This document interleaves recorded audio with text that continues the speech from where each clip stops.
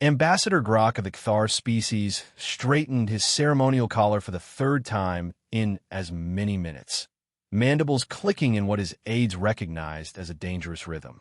The Nebulan Spice route negotiations had already been delayed by 17 standard galactic hours due to the unexpected gravitational anomaly that had affected the human delegation's shuttle. Now that they had finally arrived, looking disheveled and exhausted from their ordeal, Ambassador Eleanor Vance had immediately requested a technical break of 15 minutes before proceeding to the most critical phase of negotiations. Absolutely unacceptable, Grok hissed through his translator. The Nebulan Spice routes are the most contested trade corridors in 3 sectors. 6 species have economic interests at stake. We've all been waiting. The distribution calculations are ready for final approval. Ambassador Vance, a tall human with silver-streaked hair pulled back in a severe bun, raised one eyebrow in that peculiar expression humans use to denote both surprise and defiance. "I understand your frustration, Ambassador Grok," she said calmly, "but my team requires a proper coffee before we discuss profit-sharing details. 15 minutes is all we ask." Across the luxurious but tension-filled conference room of the neutral space station, Trade Representative Zorp of the Fleepian Mercantile Guild barely suppressed a sniggering sound. His gelatinous form rippled with what might have been amusement. "Coffee," he burbled through his translator. "We're postponing a multi-trillion credit agreement for a beverage." In the corner, young Lyra, a junior diplomat from the Cygnian Diplomatic Corps on her first direct assignment with humans, delicately adjusted her sensory apparatus and made a notation in her cultural observation journal. This was precisely the kind of behavioral anomaly her superiors had warned her about. "Surely this coffee can wait," Grok insisted, his patience visibly thinning. The Oort Cloud Consortium representatives have schedules that cannot accommodate further delays. Ambassador Vance's expression didn't change, but something in her posture became more rigid. "I'm afraid it cannot wait. 15 minutes. Then we'll be fully prepared to address all concerns regarding profit distribution with complete attention." "This is an insult to the gathered delegations," Zorp interjected, his translucent form darkening at its edges, a sign of opportunistic excitement that Lyra had been briefed to watch for. "Perhaps while the humans attend to their biological necessities, we can proceed with preliminary vote allocation." "No procedural changes in the absence of any delegation," Grok ruled firmly, despite his own frustration. "Protocol will be maintained." The human delegation had already begun moving toward the station's commissary level, leaving a wake of confused aliens behind them. Lyra followed at a discreet distance, her recording apparatus active. This would make a fascinating addendum to her cultural assimilation studies. The commissary level was not prepared for the human's requirement. Designed primarily for species with vastly different biochemistries, the food preparation units were capable of synthesizing thousands of compounds, but proper coffee seemed to present unexpected challenges. "No, that's not coffee, that's brown water," Vance's chief aide complained to the automated service unit. "We need actual coffee beans, ground fresh, water at precisely 94 degrees Celsius, proper extraction pressure." The station's systems, sophisticated as they were, struggled to interpret these specific parameters. Lyra observed as the humans grew increasingly agitated, conferring among themselves, making calls on their communication devices, and eventually locating a small apparatus in their own luggage that they insisted on connecting to the station's power grid. Back in the conference room, the atmosphere had grown increasingly tense. "Perhaps the humans are engaging in a psychological tactic," a representative from the Oort Cloud Consortium suggested, their crystalline form refracting light nervously, "creating artificial delays to test our reactions." Zorp seized the opportunity of the human's absence to drift closer to Grok. "I've prepared an alternative distribution model that might be more acceptable to the Kthar interests," he whispered.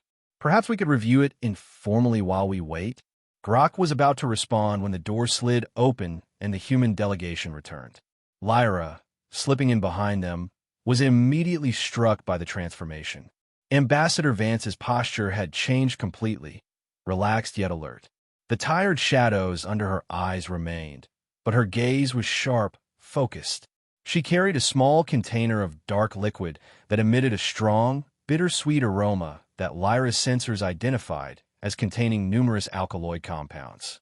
Ambassador Vance took her seat at the negotiation table, set down her cup, and immediately pointed to the display where Zorp had been surreptitiously projecting his alternative proposal.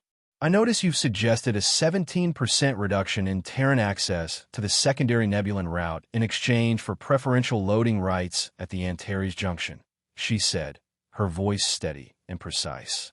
However, this directly contradicts Section 349.6 of the Preliminary Agreement, which specifically prohibits species-based discrimination in primary or secondary route access. The room fell silent. The clause she referred to was buried deep in a massive preliminary document. Zorp's form paled noticeably. Vance took a sip from her cup, then continued. Furthermore, the proposed loading rights would create a procedural loophole allowing Fleepian vessels to effectively control flow timing, creating a de facto monopoly despite the appearance of open access. Grok's mandibles clicked once in surprise. He hadn't caught that implication in his initial reading. I suggest we return to the original distribution model, with perhaps a minor adjustment to the maintenance responsibility allocation, Vance concluded, pulling up the relevant section on her datapad with a speed and precision that seemed impossible given her exhausted state just 15 minutes earlier. As the negotiations resumed with remarkable efficiency, Lyra made careful notes about the apparent correlation between this coffee ritual and enhanced human cognitive performance. There was clearly more to this behavior than a simple biological requirement. Several months after the successful conclusion of the Nebulan Spice route negotiations, rumors about the humans' coffee rule had begun circulating through diplomatic channels. What had started as an amusing anecdote shared over recreational intoxicants had evolved into something between an urban legend and an unwritten protocol consideration. Young Lyra, whose detailed observations of human diplomatic behaviors had earned her an accelerated position in the Cygnian diplomatic service, found herself assigned to a special research initiative examining unique diplomatic characteristics of emergent spacefaring species. The rumored coffee dependency of humans had become her unofficial specialty. The opportunity to test emerging theories came sooner than expected when a minor border dispute between the Terran Alliance and the Corlean regime began to escalate. The Corleans, a species renowned for their pure logical approach and lack of emotional processing, had established a mining operation in a previously uncharted asteroid field. Unfortunately, the field was later discovered to fall within the territorial claims of a recent human colony. Initial diplomatic overtures had failed to resolve the situation, and a formal negotiation was scheduled on neutral territory. Lyra secured permission to observe as part of her research. The Corlean delegation, led by Logic Administrator Zan, approached the negotiations with mathematical precision. They had analyzed all previous human diplomatic encounters available in the shared databases and determined that humans frequently introduced inefficient pauses in proceedings for seemingly non-essential purposes. In the interest of optimal time utilization, they prepared a negotiation schedule that eliminated all breaks, including what their data identified as the peculiar coffee break ritual. Such interruptions serve no logical purpose, Logic Administrator Zan stated when presenting the schedule. We have allocated exactly 7 hours and 22 minutes for this negotiation, which our calculations indicate is sufficient to reach an optimal solution satisfying 78.3% of both parties' stated requirements. The human delegation, led by a junior diplomat named Marcus Chun, initially appeared confused, then increasingly distressed as the implications became clear. We require regular breaks in our negotiation schedule, Chun insisted. It's standard diplomatic protocol. Unnecessary, Zan replied. Our research indicates that these breaks consist primarily of humans consuming a plant-based stimulant beverage. We have provided appropriate hydration solutions at each seating position, eliminating the need for interruptions. What followed was, according to Lyra's careful documentation, a textbook example of diplomatic deterioration. Without their customary coffee breaks, the human diplomats became progressively more irritable. Their responses to logical Corlean positions became emotional rather than rational. They missed subtle implications in proposed compromises. By the fourth hour, Chan was rubbing his temples constantly and had twice misstated his own government's position on resource extraction limits. The Corleans observed this degradation with increasing confusion. Their logical framework had no way to interpret why the humans were functioning so poorly compared to their documented capabilities in other negotiations. Your performance metrics have decreased by approximately 47% over the past 3 hours, Zen noted with clinical detachment. This suggests a fundamental deficiency in human cognitive sustainability. This observation triggered an emotional outburst from Chun that nearly ended the negotiations entirely. Meanwhile, across the galaxy, scientists from various species had begun forming hypotheses about the coffee phenomenon.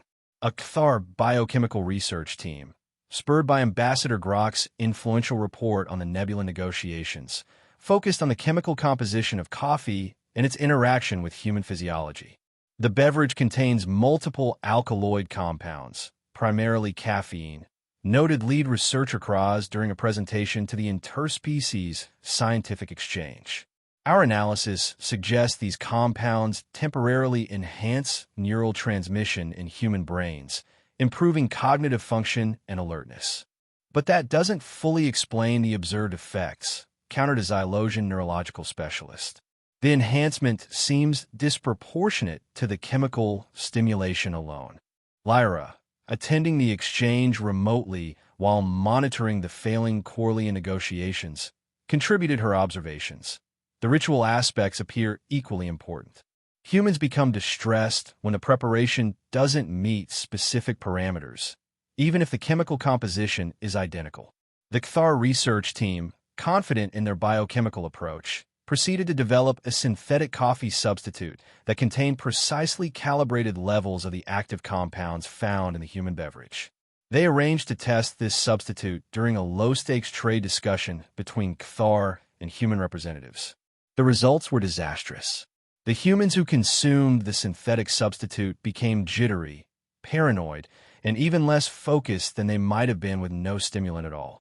One diplomat developed a concerning facial tic and couldn't complete his presentation on agricultural exchange protocols. Back at the Corlean border dispute, the situation had deteriorated to critical levels. The human delegation was now openly hostile, accusing the Corleans of negotiating in bad faith. The Corleans, operating purely from logic, interpreted this as evidence that humans were fundamentally irrational and possibly dangerous.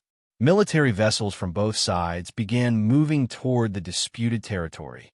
The crisis was only averted when a senior human diplomat with experience in the region, Ambassador Eleanor Vance herself, happened to be passing through a nearby system and agreed to intervene. Her first action upon arriving was to call for a 1-hour recess. But we have already wasted 42.7% of our allocated negotiation time on inefficient human cognitive fluctuations, Zan protested. Nevertheless, Vance replied calmly, "We will take 1 hour. I suggest you use the time to recalibrate your expectations." She then escorted the human delegation to her own ship, where, Lyra's informants reported, a proper coffee service was immediately provided. The transformation upon their return was remarkable. Vance and the now alert Shun presented a coherent, reasonable proposal that acknowledged Corlean logical priorities while protecting human interests. The crisis was resolved within 2 hours, with both sides agreeing to a shared development approach that actually improved on the original Corlean 78.3% satisfaction projection. As Lyra compiled her observations, she concluded that the chemical explanation alone was insufficient. There was something more complex occurring, something that perhaps intersected biology, psychology, and cultural ritual in ways that weren't immediately obvious to non-human observers. Dr. Eris Thorne, a Xylosian sociologist specializing in complex social structures and ritualistic behaviors, was intrigued by the preliminary findings in Lyra's report. The Xylosians, with their own rich tradition of ceremonial practices, were perhaps uniquely positioned to understand ritualistic aspects that eluded more pragmatic or logical species.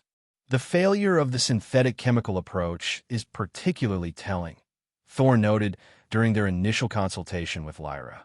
It suggests we're dealing with a phenomenon that transcends simple biochemistry. Thorne established a long-term research project with diplomatic clearance to observe human delegations in various negotiation contexts.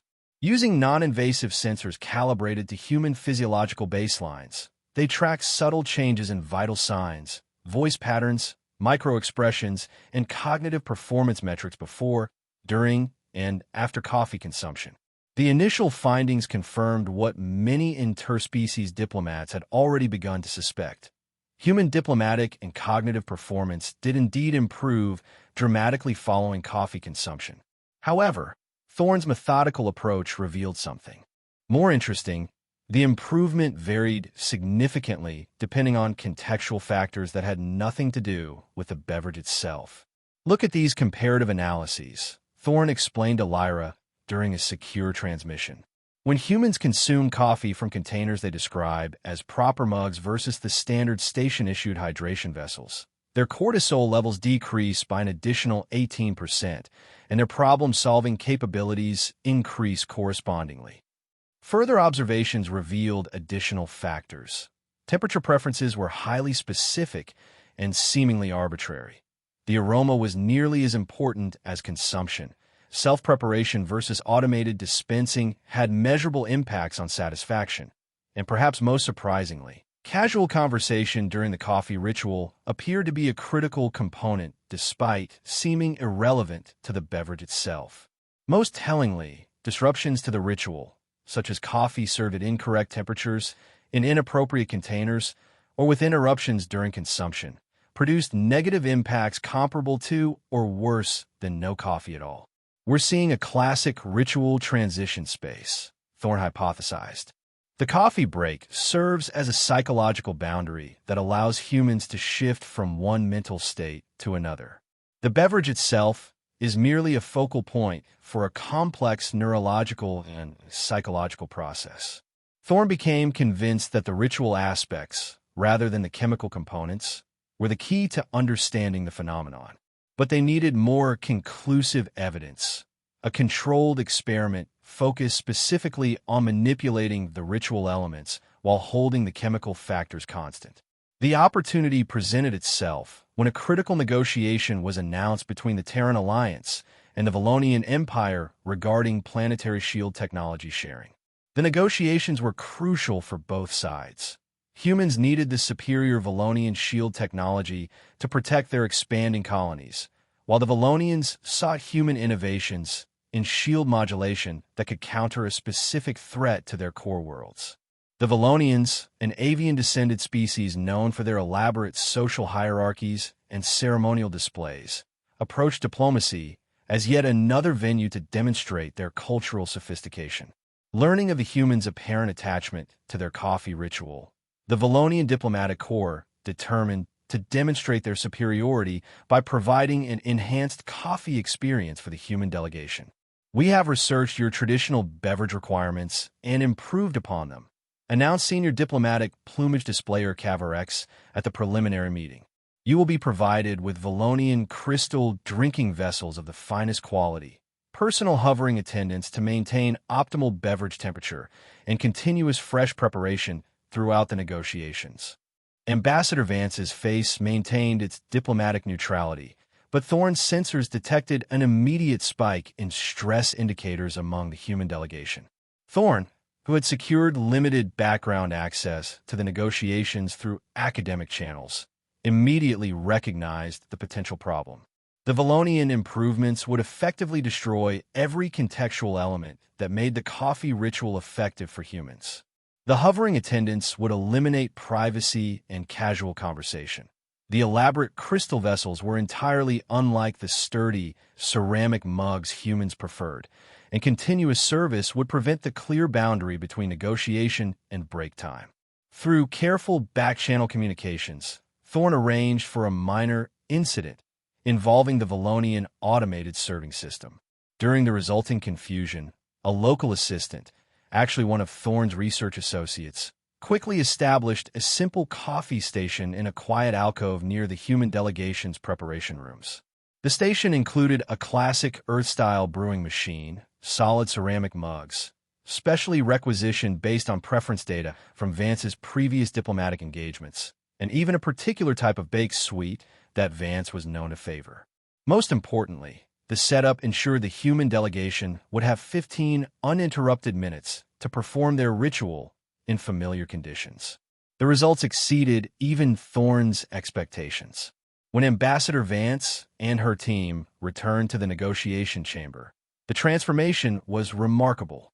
Vance not only presented with clarity and precision, but offered an innovative proposal for a staged technology-sharing roadmap that addressed both Valonian security concerns and Terran needs. The solution incorporated technical nuances that had seemed irreconcilable in previous discussions. The Valonians, while maintaining their characteristic haughty demeanor, could not deny the elegance of the proposal. What had threatened to become a protracted and possibly failed negotiation was resolved with unexpected efficiency. The security interests of both species were protected, and a framework for ongoing cooperation was established. Thorne had their proof. It wasn't just the coffee, but the proper execution of the ritual that was key to human diplomatic effectiveness. Rather than publishing their findings openly, which might have made humans self-conscious or given other species a tool to manipulate human performance, Dr. Thorne chose to disseminate key insights discreetly through diplomatic intelligence networks and informal meetings with influential diplomats.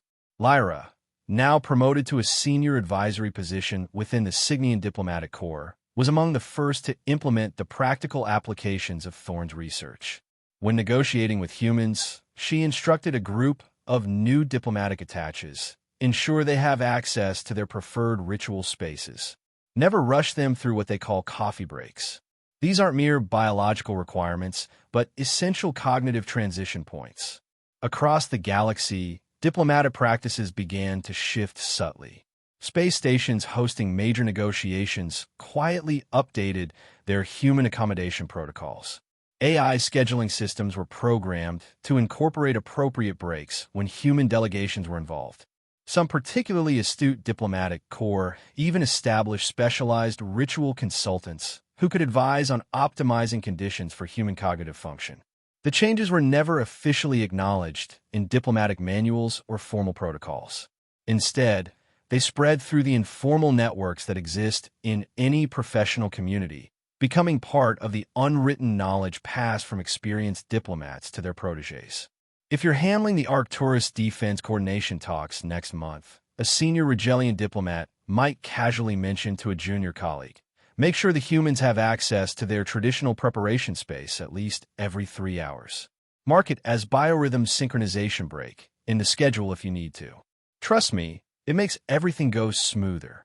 Some species, observing the apparent effectiveness of the human ritual, attempted to incorporate similar practices into their own diplomatic approaches. A delegation of Fleepians was observed gathering around a heated brown liquid, attempting to replicate the casual conversation patterns of humans during their breaks. A Rigelian ambassador developed a habit of meditating with a cup of hot liquid before making important decisions. These mimicry attempts produced mixed results at best. Without the specific neurological and cultural context that made the coffee ritual effective for humans, other species found little benefit. Some eventually developed their own unique rituals that better suited their physiological and psychological needs. The most significant outcome was a measurable decrease in major diplomatic incidents involving humans. Treaties were concluded more efficiently. Border disputes were resolved with fewer escalations to military posturing. Trade agreements became more nuanced and mutually beneficial. Humans, for their part, remained largely unaware that their dependence on coffee had been analyzed, systematized, and transformed into a pillar of interstellar peace. They simply noticed that galactic diplomacy seemed to accommodate their needs better than it had in the early days of their expansion into the wider community. In a quiet observation lounge overlooking the grand reception hall of the Central Galactic Diplomatic Hub, Lyra, now a senior ambassador herself, stood beside a newly appointed diplomatic attaché from her homeworld.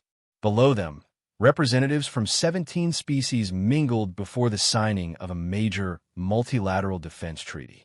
The human delegation was noticeably absent from the pre-ceremony gathering. "Shouldn't we wait for the Terrans before proceeding to the signing chamber?" the young attaché asked, checking the schedule on his datapad. "The ceremony is scheduled to begin in 10 minutes. Lyra smiled knowingly, gesturing toward a side corridor where the human delegation could be seen gathered around a small beverage station, engaged in animated but relaxed conversation as they clutched their ceramic mugs. "They'll be ready exactly when they need to be," she assured him, "and they'll be at their best when they arrive. I don't understand why such an advanced species remains dependent on a simple plant stimulant," the attaché observed. "Surely they could engineer a more efficient solution."